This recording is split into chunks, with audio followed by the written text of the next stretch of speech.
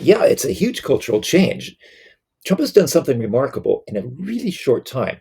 He's flipped this core aspect of American culture, universalism and particularism.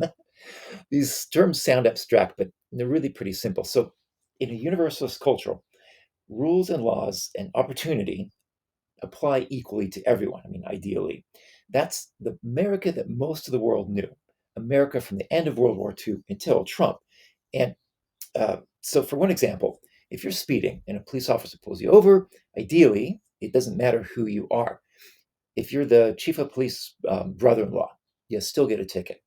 Now, obviously, it wasn't perfect, but the expectation in America during this time was fairness. If you break a law, there's a consequence, and at the end of the day, it doesn't matter who you are. The law is equal to everyone. Universalist rules. In a particularist culture, the rules depend on who you are and the situation.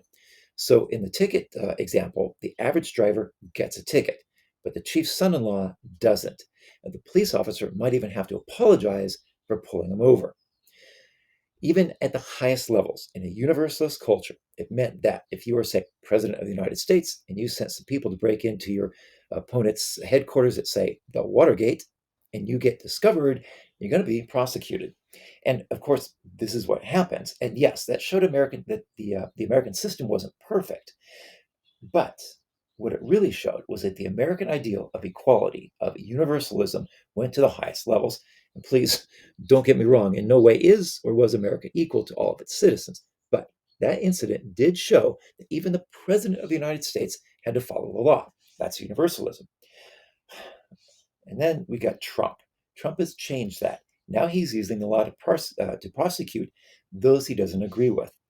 Those he doesn't agree with on a personal level, like Adam Schiff, Senator Adam Schiff, and not prosecute those who have clearly violated the law by taking, say, $50,000 in cash from an undercover FBI agent like Horman.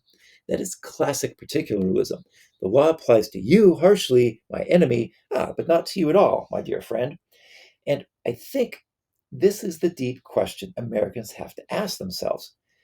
Do you want to live in a universalist culture where you know clearly what the rules are and you for everyone? Or do you want to live in a particularist culture where you don't really know what the rules are because they apply differently to everyone, where you're not sure what's safe to do and what's not to do?